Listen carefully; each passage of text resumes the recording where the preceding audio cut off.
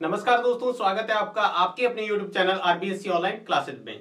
आज के वीडियो में आपके लिए बहुत खास होने वाला है, क्योंकि आज के वीडियो में अपन बात करेंगे आपके साइंस के महत्वपूर्ण प्रश्नों के बारे में, जो आपके लिए हिंदी मीडियम और इंग्लिश मीडियम दोनों के लिए है। प्रश्न बहुत ध्यान से देखिएगा, क्योंकि बहुत महत्वपूर्ण प्रश्न है। अगर आप इन प्रश्नों का अच्छे से अध्ययन कर लेते हैं तब भी आप निश्चित तौर पे बहुत अच्छे अंक प्राप्त कर पाएंगे। तो आप कम से कम इन प्रश्नों का अच्छे से अध्ययन करें। अगर आपने बहुत कुछ नहीं पढ़ रखा है और आपने बहुत कुछ पढ़ रखा है, तब भी आप पहले इन प्रश्नों का अच्छे से रिवाइज कर लें, क्योंकि ये आपकी परीक्षा की दृष्टि से बहुत महत्वपूर्ण है। पिछले साल के पेपर को एनालिसिस करते हुए जब एनसीईआरटी बोर्ड था और राजस्थान बोर्ड था, तो किस चैप्टर में से कौन से ज्यादा प्रश्न किस टाइप के आए हैं, और पूरा का पूरा ब्लूप्रिंट के हिसाब से आपका ये इंपॉर्टेंट क्वेश्चन बनाया गया है। आप इनको अच्छे से अध्ययन कर लेते हो तब भी आप अच्छे अंक प्राप्त कर पाएंगे। चलिए हम देखते हैं एक एक चैप्टर के महत्वपूर्ण प्रश्न। सबसे पहले हम बात करेंगे ऑब्जेक्टिव टाइप के क्वेश्चन। जो हमारा पहला प्रश्न है, यहाँ पर इंपॉर्टेंट प्रश्न आपके जो चैप्टर रिवाइज कर दिया गया है, हटा दिया गया है, उसके अंदर यहाँ पर प्रश्न नहीं है। तो हम बात करते हैं सबसे पहला प्रश्न Fe2O3 Al2 2Al है। यहाँ पर Fe किस प्रकार की अभिक्रिया है? विच टाइप ऑफ रिएक्शन, ये कौन से प्रकार की अभिक्रिया है? तो यहाँ पर देखो Fe पहले क्या था, Fe ऑक्सीजन के साथ था। यहाँ पर क्या हुआ, एल्यूमिनियम ने इसको विस्थापित कर दिया और खुद यहाँ पर आ गया। तो विस्थापित कर देता है तो वो कौन से प्रकार की अभिक्रिया होगी? विस्थापन अभिक्रिया। दूसरा है रासायनिक परिवर्तन है, केमिकल चेंजेस कौन सा है इसके अंदर? तो यहां पर देखते हैं दूध से दही बनना, नमक का जल में घुलना, या फिर लोहे पर जंग लगना, और लकड़ी का जलना। तो यहां पर कौन सा है जो रासायनिक परिवर्तन है? तो रासायनिक परिवर्तन कौन सा नहीं है? यहां पर आपको पूछा गया है कौन सा रासायनिक परिवर्तन नहीं है, ध्यान रखना, नॉट केमिकल चेंज। तो कौन सा रासायनिक परिवर्तन नहीं है? तो नमक का पानी में घुलना। वापस उसको उबालेंगे तो क्या हो जाएगा, वो जल में परिवर्तित जल वाष्प बन के उड़ जाएगा। उसको गर्म करेंगे तो नमक रह जाएगा। इसके बाद है ZnO+C ZnCO, उक्त अभिक्रिया का उदाहरण है।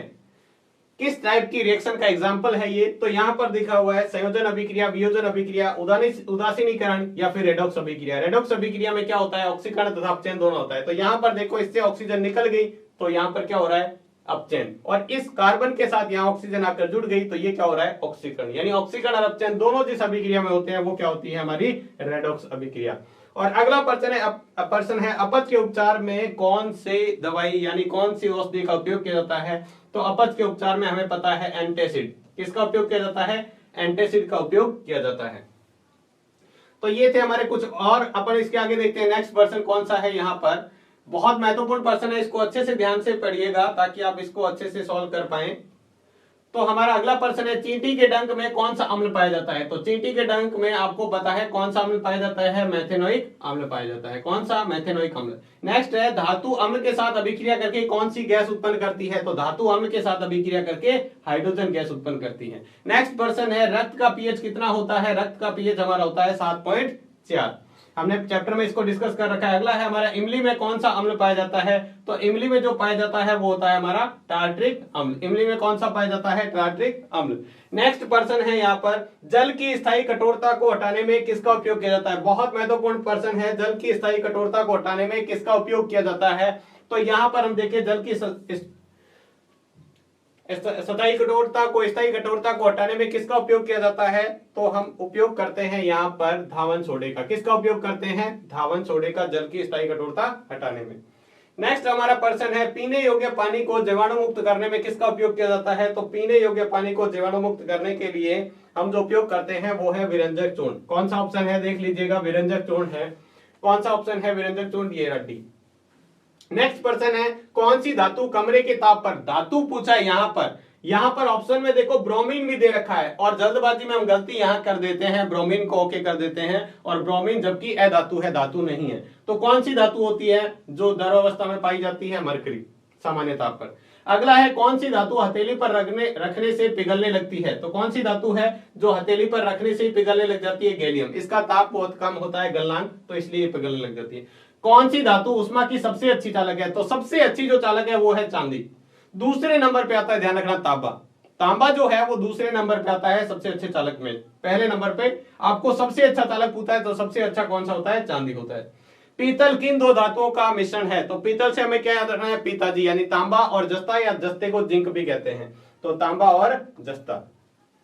ठीक है। इसके बाद में हम नेक्स्ट क्वेश्चन की बात करें तो ऑब्जेक्टिव टाइप के अंदर अगला हमारा पर्सन है फ्लोएम, पादप में फ्लोएम उत्तरदायी है। तो पादप में फ्लोएम क्या कार्य करता है? जल के वहन का कार्य करता है। तो ये किसके लिए? जल के वहन के लिए फ्लोएम उत्तरदायी होता है। नेक्स्ट हमारा पर्सन है मनुष्य में आमाशय एक तंत्र का भाग है जो संबंधित है। आमाशय किससे संबंधित है? आमाशय हमारा होता है किससे? पोषण से, यानी भोजन से संबंधित होता है, क्योंकि वो हमारे पाचन में सहायक होता है। निम्नलिखित में से कौन सा पादप हार्मोन है? कौन से पादप हार्मोन है? हम यहाँ पर देखिए सबसे पहला कौन सा है? ऑप्शन ही है जिब्रेलिन। बाकी तो हमारे कौन से हैं? जंतु हार्मोन है। ठीक है, बाकी कौन सा है? जिब्रेलिन है जो हमारा पादप हार्मोन है।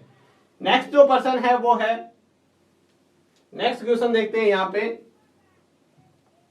ये बहुत महत्वपूर्ण प्रश्न है, 18 नंबर प्रश्न। आप देखिएगा क्या प्रश्न दिया हुआ है। दिया हुआ है दो तंत्रिका कोशिका के मध्य खाली स्थान को क्या कहते हैं? दो तंत्रिका मध्य खाली स्थान को क्या कहते हैं? सिनेप्स कहते हैं। क्या कहते हैं? सिनेप्स कहते हैं। नेक्स्ट जो प्रश्न है, कोशिका विभाजन में कौन सा हार्मोन प्रेरित करता है? कोशिका विभाजन में कौन सा हार्मोन प्रेरित करता है? तो यहां पर कोशिका विभाजन में हमारा जो हार्मोन है वो है साइटोकाइनिन। कौन सा होता है? साइटोकाइनिन। नेक्स्ट पर्सन है उत्तल लेंस के लिए वह बिंदु जिस पर आपतित किरण बिना मुड़े सीधी गुजर जाती है। उत्तल लेंस के अंदर कौन सा होता है? तो उस बिंदु को हम क्या कहते हैं? प्रकाशी केंद्र या प्रकाश केंद्र। क्या कहते हैं? प्रकाशी केंद्र या प्रकाश केंद्र। अगला है प्रकाश के परावर्तन की घटना में आपतन कोण और परावर्तन कोण में सही संबंध है। आपतन कोण और परावर्तन कोण क्या होता है? प्रकाश की घटना परावर्तन के अंदर, तो आपतन कोण और परावर्तन कोण क्या होते हैं? बराबर होते हैं। क्या होते हैं? बराबर होते हैं। इसके बाद में हम बात करते हैं नेक्स्ट महत्वपूर्ण पर्सन की। ऑब्जेक्टिव टाइप के पर्सन ये बहुत ज्यादा महत्वपूर्ण है, इसको अच्छी तरह तैयार कर लीजिएगा। नेक्स्ट जो हमारा पर्सन है वो है, नेक्स्ट क्वेश्चन नंबर हम देखते हैं 22। निर्वात में प्रकाश की चाल होती है। निर्वात में प्रकाश की चाल कितनी होती है? 3 × 10⁸ मीटर प्रति सेकेंड होती है। अगला है समतल दर्पण द्वारा प्रतिबिंब सदैव बनता है। समतल द्वारा प्रतिबिंब सदैव कैसा होता है? आभासी और सीधा होता है। आभासी और सीधा हमने चैप्टर में पढ़ रखा है। इसमें हम लगातार, जो आपने अगर वो वीडियो नहीं देखे हैं जिसमें लगातार चैप्टर का एक वीडियो में ही सारा चैप्टर रिवाइज किया गया है, तो वो सीरीज जाकर आप देखिएगा, पूरा चैप्टर आपको मिल जाएगा एक ही वीडियो में। अच्छे से रिवाइज कर रखा है ताकि आप उस चैप्टर को वापस से अच्छे से कवर कर पाओ और उस चैप्टर में आप अच्छे से सारे नंबर ले पाओ। बात करते हैं हमारे नेक्स्ट क्वेश्चन की। वाहनों के पश्च दृश्य दर्पण के रूप में कौन सा दर्पण का उपयोग किया जाता है? पीछे के वाहनों में पीछे आने वाले, यानी पीछे आने वाले वाहन को देखने के लिए हम कौन से दर्पण का उपयोग करते हैं? जो साइड मिरर होता है वो कौन सा होता है? यहाँ पर ध्यान रखना, या रेयर मिरर में साइड व्यू मिरर कह सकते हैं। यहाँ पर साइड जो मिरर लगा होता है वो कौन सा होता है? तो होता है उत्तल दर्पण, कॉन्वेक्स लेंस होता है, कॉन्वेक्स मिरर। आगे है प्रकाश का सर्वाधिक वेग होता है। प्रकाश का सर्वाधिक वेग किसमें होता है? निर्वात में होता है। निर्वात में सर्वाधिक वेग होता है, बाकी सब में उससे कम होता है। तो ये हमारे थे सबसे महत्वपूर्ण, जो आपके सभी चैप्टरों के जो ऑब्जेक्टिव टाइप पर्सन आने वाले हैं उस चैप्टरों के महत्वपूर्ण पर्सन। अगर आप इन पर्सनों का अच्छे से अध्ययन करते हैं तो निश्चित तौर पे आपको काफी इसके अंदर हेल्प मिलने वाली है। नेक्स्ट हम बात करते हैं यहाँ पे, अगला जो पर्सन है वो है अति लघुतरात्मक। ऑब्जेक्टिव टाइप के बाद में हम बात करते हैं सब्जेक्टिव, जिसके अंदर आपके जो फिल इन ब्लैंक्स है वो भी सारे आपके इसी में ही कवर हो जाएंगे, तो इसको अच्छे से ध्यान से कीजिएगा। सबसे पहला पर्सन है किन्हीं दो एक कोशिकीय जीवों के नाम लिखिए। तो जीवों के नाम कौन से होते हैं? कोशिकीय अमीबा लिख सकते हो, पैरामीशियम लिख सकते हो। नेक्स्ट पर्सन है दो प्राकृतिक और दो संश्लेषित सूचकों के नाम लिखिए। प्राकृतिक सूचक जैसे हमारा हो गया हल्दी हो गया, ठीक है, ये बहुत सारे सूचक हैं, हल्दी, लाल पत्ता गोभी, इस तरह के हैं। और संश्लेषित सूचक हो गया मेथिल ऑरेंज हो गया, ठीक है, और फिनोप्थेलिन हो गया। नेक्स्ट जो पर्सन है रक्त का थक्का जमने में कौन सी कोशिका सहायक होती है? रक्त का थक्का जमाने में कौन सी कोशिका सहायक होती है? तो हमारी जो कोशिका होती है WBC, RBC, और तीसरी कौन सी होती है? प्लेटलेट्स, जिसको हम बिंबाणु कहते हैं। वही हमारे रक्त को थक्का जमाने में सहायता होती है। कौन सी होती है? बिंबाणु, जिसको हम प्लेटलेट्स कहते हैं। नेक्स्ट है लाल ग्रंथि द्वारा स्रावित एंजाइम का नाम क्या है? टाइलिन या एमाइलेस, एमिलेस या एमाइलेस हम जिसको कहते हैं। अग्नाशय से स्रावित हार्मोन का नाम और कार्य लिखिए। अग्नाशय से कौन सा? इंसुलिन हार्मोन स्रावित होता है, जो हमारे ब्लड के अंदर किसको? शुगर को कंट्रोल करता है, शर्करा को कंट्रोल करता है। कौन सा हार्मोन है अग्नाशय से स्रावित होने वाला? Insulin hormone. अगले बात करें हमारे नेक्स्ट जो पर्सन है वो है पचित भोजन का अवशोषण किस भाग में होता है? तो छोटी आंत में होता है। कहां होता है? छोटी आंत के अंतिम भाग में, वहां पर हमारे पचित भोजन का अवशोषण होता है। नेक्स्ट है मधुमेह रोग किस हार्मोन की कमी से होता है? डायबिटीज किस हार्मोन की कमी से? अभी हमने देखा था इंसुलिन हार्मोन की कमी से डायबिटीज रोग होता है। नेक्स्ट पर्सन है मादा व नर लिंग हार्मोन के नाम लिखिए। मादा और नर लिंग हार्मोन कौन से होते हैं? टेस्टोस्टेरोन होता है और एस्ट्रोजन होता है, ठीक है। और तीसरा जो होता है वो होता है प्रोजेस्टेरोन। प्रोजेस्टेरोन और एस्ट्रोजन जो है वो है मादा लिंग हार्मोन और नर लिंग हार्मोन है टेस्टोस्टेरोन। कौन सा है? टेस्टोस्टेरोन। नेक्स्ट है स्नेल का नियम लिखिए। स्नेल का नियम कौन सा है? जो हमने अपवर्तन का दूसरा नियम पढ़ा था वो हमारा स्नेल का नियम होता है कि किसी भी हम बात करते हैं जो हमारा कोण है आपतन कोण की ज्या तथा अपवर्तन कोण की ज्या का अनुपात एक नियतांक होता है जिसे हम स्नेल का नियम भी कहते हैं। साइन आई बटे साइन आर। तो पूरा आपको परिभाषा लिख के फिर लिखना है। लेंस की समता का मात्रक। लेंस की समता का मात्रक क्या होता है? डायोप्टर होता है। क्या होता है? डायोप्टर। अगला हमारा है लेंस व दर्पण सूत्र लिखिए। लेंस का सूत्र क्या होता है? लेंस और दर्पण का सूत्र आपको अच्छे से याद होगा। लेंस का सूत्र होता है 1/f बराबर 1/v माइनस 1/u और दर्पण सूत्र में क्या होता है? 1/f बराबर 1/v प्लस 1/u। ये हमारा लेंस का है। लेंस में आता है माइनस और दर्पण में आता है प्लस। दर्पण में क्या आता है? प्लस।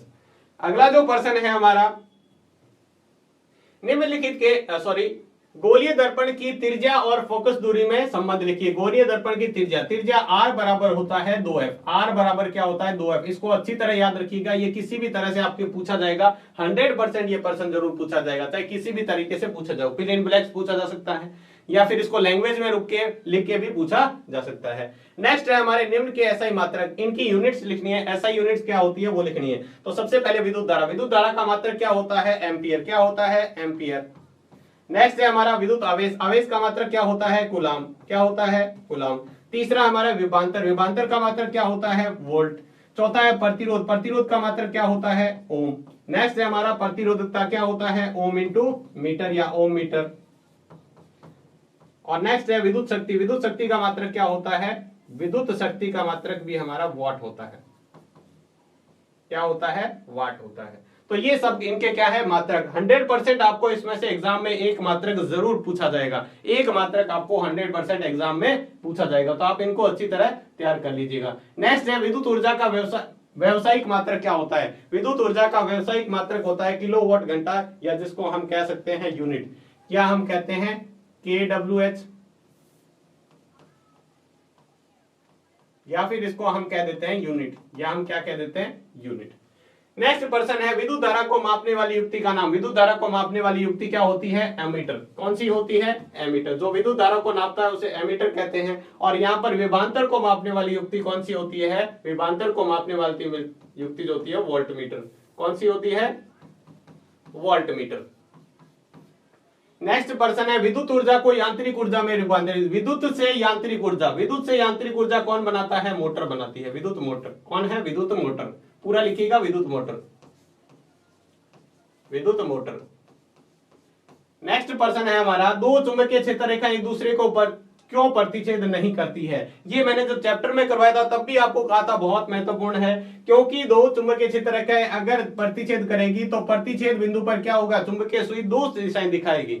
लेकिन ऐसा पॉसिबल नहीं है, इसलिए दो चुंबकीय क्षेत्र रेखा एक दूसरे को प्रदर्शित नहीं करती। यही लाइन आपको लिखनी है। नेक्स्ट जो पर्सन है हमारा वो है किसी परिपथ में धारा प्रवाह है या नहीं, या तथा किस दिशा में है, जानने के लिए हम किस उपकरण का उपयोग करते हैं? मैंने आपको अच्छे से बताया था कि किसी में धारा प्रवाहित हो रही है या नहीं हो रही, इसका पता लगाने के लिए हम गैल्वेनोमीटर का उपयोग करते हैं। किसका? गैल्वेनोमीटर।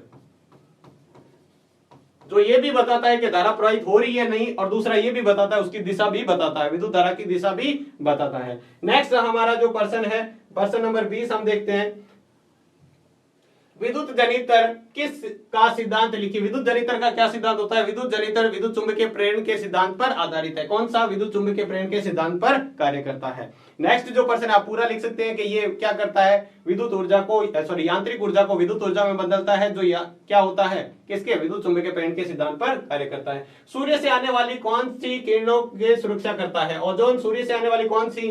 हानिकारक पराबैंगनी किरणों से, हानिकारक पराबैंगनी विकिरणों से या अल्ट्रा वायलेट रेज से हमारी क्या करता है? प्रोटेक्शन करता है, हमें बचाता है।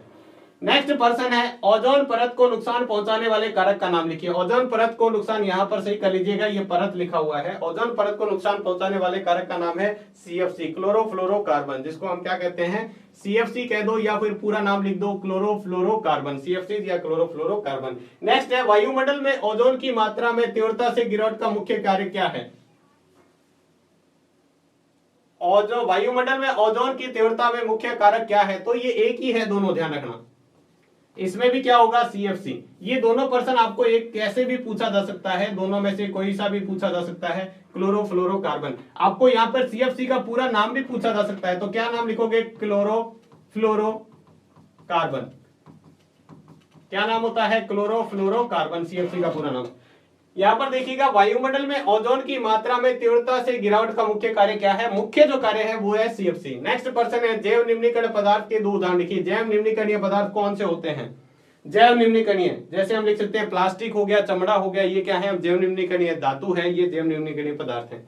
नेक्स्ट हमारा पर्सन है परितंत्र में अपमार्जक के कार्य व उदाहरण लिखिए।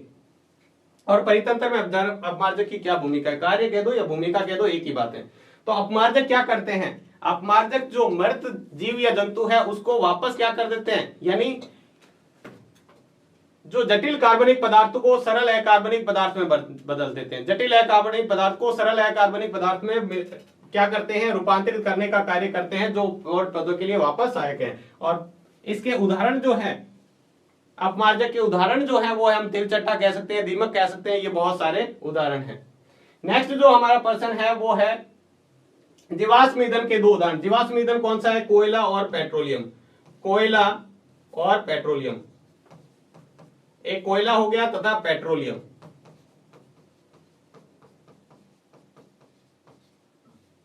कोयला और पेट्रोलियम दोनों क्या है, जीवाश्म ईंधन है। नेक्स्ट पर्सन है अमृता देवी बिश्नोई राष्ट्रीय पुरस्कार किससे संबंधित है, तो वन्य जीव संरक्षण से, वन एवं वन्य जीव संरक्षण से। नेक्स्ट अगला है गंगा नदी पर बने एक बांध का नाम लिखिए। टेहरी बांध आप लिख सकते हैं, कौन सा, टेहरी बांध लिख सकते हैं, कौन सा है, टेहरी बांध। नेक्स्ट जो हमारा पर्सन है टेहरी बांध के बाद में चिपको आंदोलन कहा हुआ था। चिपको आंदोलन रेनी नामक गांव में, कौन सा, जो गढ़वाल जिले के रेनी नामक गांव में, कहां पर होता, गढ़वाल जिले के रेनी नामक गांव में हुआ था, यहां लिख सकते हैं। पर्यावरण को बचाने के लिए 5 प्रकार के आर क्या है, रिड्यूस, रीयूज, रिसाइकल और रीयूज, और तीसरा क्या है, रिसाइकिल हो गया, रीयूज हो गया, रिड्यूस हो गया। तो इस तरह के हमारे पास 5 प्रकार के आर हैं, जिसको हम क्या कर सकते हैं, यहां पर लिख सकते हैं। नेक्स्ट पर्सन है बड़े बांध निर्माण में उत्पन्न कोई एक समस्या। तो समस्याएं 3 होती है, आर्थिक समस्या, सामाजिक समस्या और पर्यावरणीय समस्या। कोई एक लिख दीजिए आप जो आपको सही लगे, आर्थिक, सामाजिक और लास्ट में क्या है, पर्यावरणीय समस्या। जल संरक्षण के 2 उपाय, मुझे नहीं लगता इसका बताने की जरूरत है। जल संरक्षण को कैसे बचाया जा सकता है, वर्षा के जल को इकट्ठा करना, शुद्ध जल को प्रदूषित होने से बचाना, नदियों को और इसमें बहने वाले कचरे को रोकना, तो हम जल। वन संरक्षण हेतु 2 उपाय लिखिए, वनों के संरक्षण हेतु 2 उपाय, तो ये भी लिख सकते हो।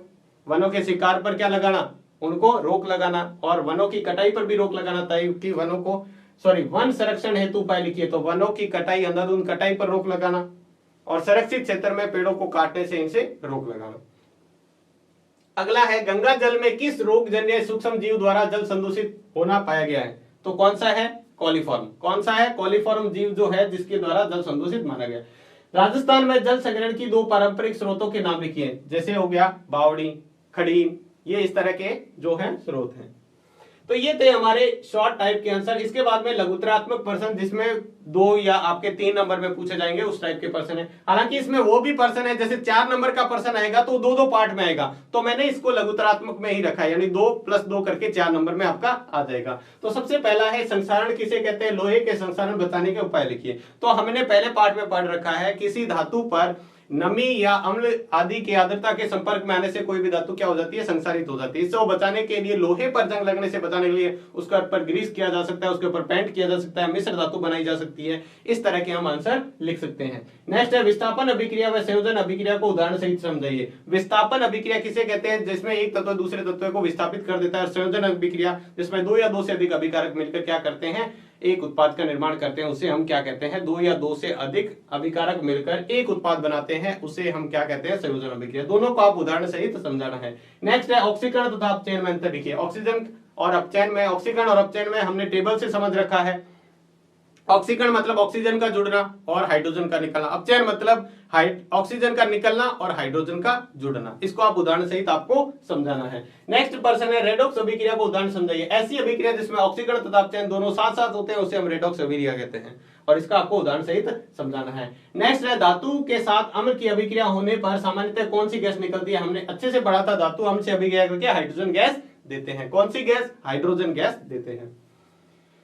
एक उदाहरण के द्वारा समझाइए कि इस गैस की जांच हम कैसे करेंगे, आवश्यक चित्र बनाइए। जो हमने चित्र बनाया था जिसमें हम क्या करते हैं, उसको साबुन के पानी में डालते हैं। हमने एक उदाहरण पढ़ रखा है, एक परख नली के हमने क्या डाला है, यहाँ पर हमने इसके अंदर सल्फ्यूरिक अम्ल डाल रखा है H2SO4, जिसके हमने अंदर जिंक के दाने डाल दिए और इसको क्या है कांच की नली से किसमें डाल रखा है, साबुन के पानी में। तो साबुन के पानी से ये जो बुलबुले उठेंगे, यहाँ पर हम जलती हुई मोमबत्ती लेके जाए तो ये फट फट की आवाज आएगी। तो ये हमें कंफर्म कराती है, वो चित्र आपको बनाना है कि यहाँ पर क्या होगा, ये जो गैस होगी वो हाइड्रोजन गैस होगी। नेक्स्ट पर्सन है आश्रित जल विद्युत का चालन क्यों नहीं करता है जबकि वर्षा का जल करता है। आश्रित जल इसलिए नहीं करता क्योंकि उसके आयन जो होते हैं वो पूर्णतः स्वतंत्र नहीं होते, ठीक है। जबकि उसके अंदर हम जो कोई अम्ल या क्षार डाल देते हैं तो अम्लीय या क्षारीय माध्यम जो होता है वो विद्युत का चालन करता है। नेक्स्ट पर्सन है क्लोर क्षार अभिक्रिया किसे कहते हैं। क्लोर क्षार अभिक्रिया हमने पढ़ रखा है, क्लोर क्षार अभिक्रिया किसे कहते हैं, जिसमें क्लोरीन और एक क्षार NaOH का निर्माण होता है, उसको हम क्लोर क्षार अभिक्रिया कहते हैं। जब हम कास्टिक सोडे का निर्माण या हम कहें सोडियम हाइड्रोक्साइड का निर्माण करते हैं, उसके अंदर जो अभिक्रिया होती है उसको हम क्लोर क्षार अभिक्रिया कहते हैं। आपको इसको प्रॉपर परिभाषा सहित लिखना है। नेक्स्ट है हमारा निम्न में के रासायनिक सूत्र और 3 उपयोग लिखिए। किस किस के आपको रासायनिक सूत्र और उपयोग, यानी बेकिंग सोडे का क्या सूत्र होता है, इसके 3 उपयोग। धावन सोडे का क्या सूत्र होता है, इसका उपयोग। कास्टिक सोडे का क्या सूत्र होता है, इसका उपयोग। और प्लास्टर ऑफ पेरिस का क्या सूत्र होता है, इसके उपयोग आपको लिखने हैं। उभयधर्मी ऑक्साइड किसे कहते हैं, कौन सी 2 उभयधर्मी ऑक्साइड, किसी 2 उभयधर्मी ऑक्साइडों के नाम लिखिए। उभयधर्मी ऑक्साइड जो क्या होते हैं, अम्लीय तथा क्षारीय प्रकृति दोनों से ही क्या करते हैं, दोनों प्रकृति दर्शाते हैं, वो उभयधर्मी ऑक्साइड होते हैं, जैसे जिंक ऑक्साइड, एल्यूमिनियम ऑक्साइड।